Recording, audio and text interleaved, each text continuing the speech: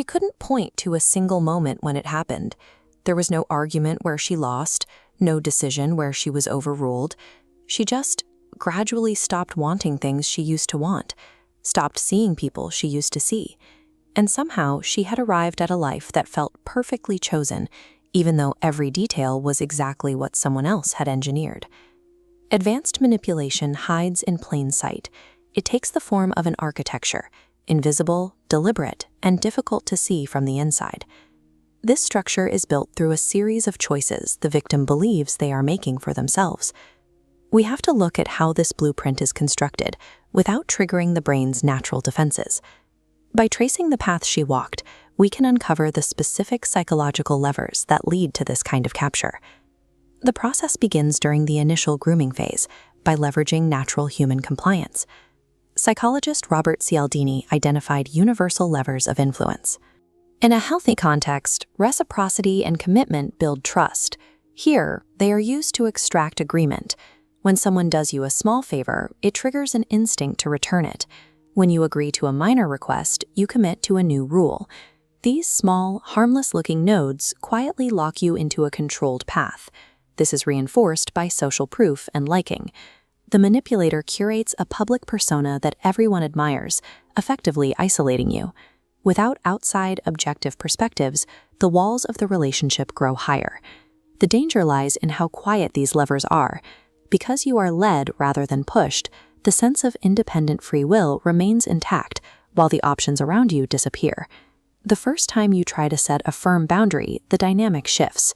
Researcher Kevin Dutton notes that personalities scoring high in dark triad traits often respond to a loss of control by deploying a distortion playbook. Love bombing is a tactical flood of affection. It is used to reset the psychological board and disarm your anger before your boundary can take root. If that fails, they turn to gaslighting. This is the systematic invalidation of what you know to be true. They insist an event didn't happen, or that your memory is flawed, forcing you to rely on their version of reality. If you provide evidence, they execute DARVO: deny, attack, reverse victim, and defender. They deny the behavior, attack your character for noticing it, and then claim they are the one being persecuted. Your own empathy is used against you until you find yourself apologizing for their mistake. I want to pause here. If this sounds familiar, you're not crazy. You're simply looking at a system that was designed to be hard to see. Growth Systems Daily maps these structures so you don't have to navigate them alone. Subscribe and keep these tools close. These behaviors serve a specific function. They are the tools used to reestablish dominance whenever the architecture of the relationship is challenged. This raises a critical question. Why doesn't the brain's threat detection system trigger a flight response when this happens? We possess a biological quirk called the social safety signal. When we perceive someone as a close ally, our brain intentionally powers down its neurological defenses to allow for bonding. Jennifer Fry's betrayal trauma theory explains that the human brain faces a survival choice. To maintain a critical bond, the brain will choose to ignore evidence of abuse rather than risk being alone.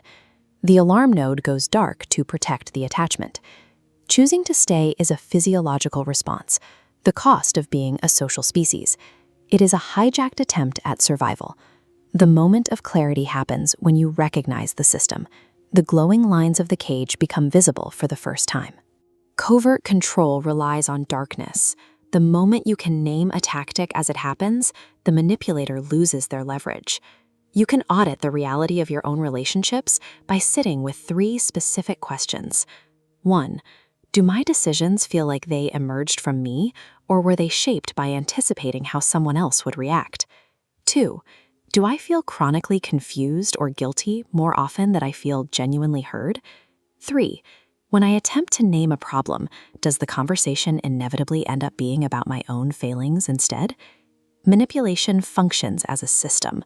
Once you possess the map to see it, it permanently loses its power. Subscribe to Growth Systems Daily. The next video in this series is about a force that is even more invisible and even more important.